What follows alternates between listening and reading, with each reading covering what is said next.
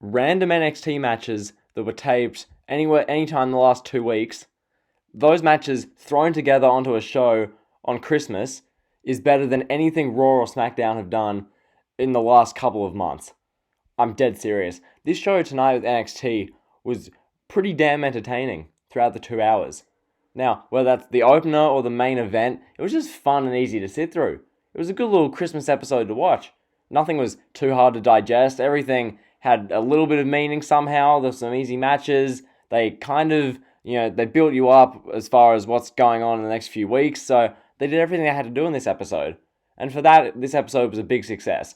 So, time to get into the review and results. We open the show, singles match for the NXT Championship, Roderick Strong versus Austin Theory. Now, Austin Theory, he was a former Evolve champion, apparently. I don't know anything about him. I'm not going to pretend I do. Apparently, Austin Theory once beat Strong and some other guys in Evolve, obviously. So, he got this match here, and it was a really damn good match. Roderick Strong comes to the ring cutting a mini promo about how he hopes he's facing a worthy challenger, otherwise there's no point him even doing this match. Austin Theory comes out, and they got underway with the match. So, Strong began with some mat wrestling, and right away, you pretty much knew, okay, Theory wouldn't win the match, but how good would the match be? And boy, it was a great match. So, Theory, he hit some moves on Strong early on, did some taunts, that was great stuff. Theory hit a big standing dropkick on Strong. Strong hit a standing moonsault on Theory for a 1 count. The two men went to ringside. Strong did an angle slam that drove Austin Theory literally back first into the ring post. That was really good. Theory came back at Strong a little bit. Strong caught Theory with a wicked dropkick. From there, Strong worked over Theory a bit more. Strong, he did the move where he grabbed the two arms of Theory, wrenched back on them, and drove his knees into Theory's back, which that always looks really good. Our commentary for this match was Mauro Ranallo and Nigel McGuinness, who were on commentary for all of the matches that were taking place at Full Sail tonight. From here, Theory hit a slingshot stomp before a Fisherman Buster on Strong. That got a near fall. Theory would hit a wicked backbreaker on Strong for another 1 count. Strong hit a wicked step-up knee on Austin Theory here. Austin Theory hit a spin-out powerbomb on Strong for another near fall. Theory would get a Strong into the turnbuckles and drive him back first onto the apron. Full Sail were going crazy. They got Theory in near fall. Then, once we're about 20 minutes deep into this match, both guys exchanged some exhausted strikes. Strong then got the submission victory. Great match here. Roderick Strong retains the North American Championship, as you'd expect he would. This match is really fun to watch. No complaints here. Great way to open the show. I'd say solid, genuine 4-star match here to open the show. Which, right away, that's better than anything AEW did, which tonight was just a recap, best of 2019, which on AEW, which, fair enough for them.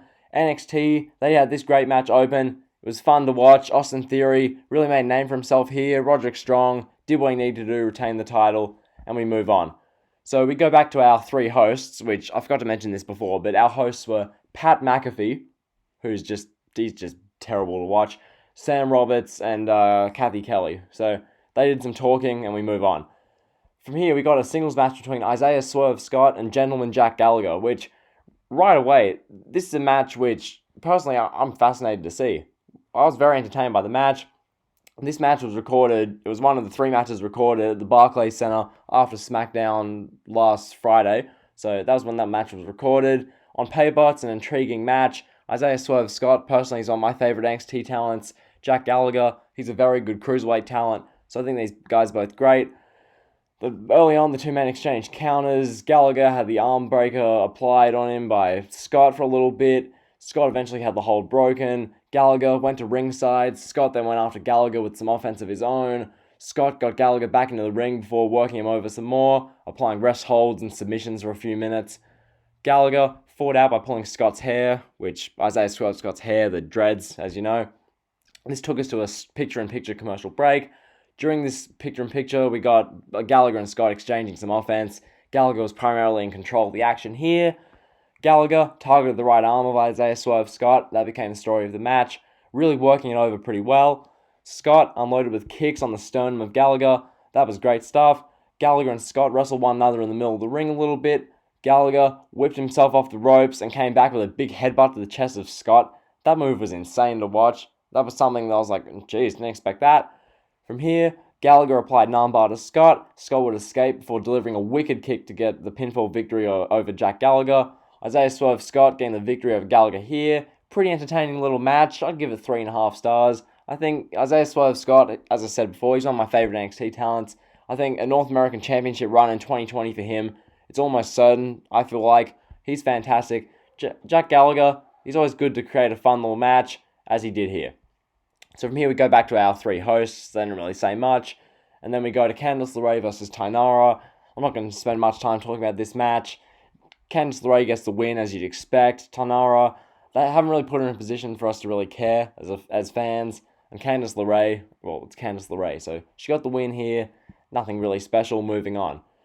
So we get some more cringe dialogue between our three hosts, and then a video package for Arturo Ruas. I don't know how you say it, but I think that's how I'm going to say it. He's talking about how he has a black belt in every martial art, including the most dangerous one, Capoeira. So that's the Ruas video package. From here, we move on to the next match of the night, which is Dominik Dijakovic against Bronson Reed. This match, two heavyweight guys going at it. Dijakovic, he's one of my favorite NXT talents as well. I think he's amazing. 6'7", Croatian, just dominant. Bronson Reed, saw him in the breakout tournament, had some fun matches. Reed had the matches with Cameron Grimes as well, so both these guys are really good. This match, it was alright. The two powerhouses grappled a little bit. Reed took control. Reed sat down on the back of Dijakovic and mocked him. That's what sent us into a picture-in-picture commercial break. During this, Dijakovic was striking away on Reed for most of it. After the commercial, Reed suplexed Dijakovic for a near fall. Dijakovic, the story became that he couldn't suplex Bronson Reed because Reed's just too heavy. So that was cool. Dijakovic kept working over Bronson Reed. Dijakovic hit a cyclone boot for a near fall. Reed began headbutting the hand of Dijakovic, which it looked really good on TV. Dijakovic kicked Reed in the face. Then Dijakovic nailed a super kick to Reed. Reed did a Fez press to Dijakovic for a near fall. Reed ripped his straps down off his ring gear. Then at the finish, then saw Dijakovic do a choke bomb to Reed for the pinfall victory. Great match. Not great match. Good match here. Like 2 3/4 stars, that kind of thing. Wasn't incredible, but Dijakovic gets the win. All good, moving on. From here, our three hosts talk about Worlds Collide a little bit. Rightio, moving on. We get a singles match between Bianca Belair and Shotzi Blackheart. Someone I've never seen before in my life. Blackheart, she has green hair, very recognizable. Will she get over to NXT in 2020? Maybe. I hope she does for her sake. But whatever. This match here, I'm going to give the same kind of review as I gave Candice LeRae's match earlier on. Just nothing really to see. Blackheart got beaten down for the first 5 odd minutes of the match. She eventually got some offense in for about a minute and a half, 2 minutes. Then we got Bianca Belair just hitting the KOD, getting the pinfall victory over Blackheart. So that was the match there. And then lastly, we go to our main event in a tag team match. Keith Lee teaming with Lio Rush to take on Damian Priest and Tony Nese. Very random little pairing here, but regardless, it made for a fun little match. Keith Lee came out with a Santa hat on, which was hilarious. He's eating cookies and smiling. Keith Lee's incredibly over. What a great talent. So before the mid-match commercial, which came really early on, we got Lio Rush and Damian Priest having a stare down. Eventually, Lee came in and bulldozed over Damian Priest, and that sent us into a commercial break. Coming back from the break, we got about 8 minutes of action in this match before the thing concluded, during which, basically, if I'm being honest, the match was 3 to 4 minutes of Tony Nese doing a leg scissors around the chest of Lio Rush, just to wear him down. That was applied for way too long, and the main criticism of the match for me, the beat down on Lio Rush, it wasn't very different. It was just that one submission move, so nothing great to say there. But regardless, we move on with the match. Lee picked up Nese and drove him into the corner. Priest legged Lee, took him to ringside. Then Rush dove at Priest. Priest caught Lio Rush and then chokeslammed him onto the apron. Priest got Rush back into the ring. Priest did his signature archery taunt, which is always really cool. But then Keith Lee, wearing a Santa hat, stood on the apron and did what he did to Finn Balor a month ago to Damian Priest, which looked amazing. Lee's just death staring Priest right behind him. That was so sick. From here, Keith Lee chants ringing around the arena.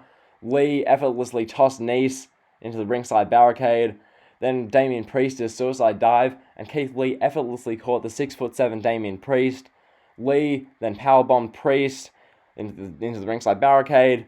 Lee then got Nese into the ring. Lee hit a spirit bomb on Rush.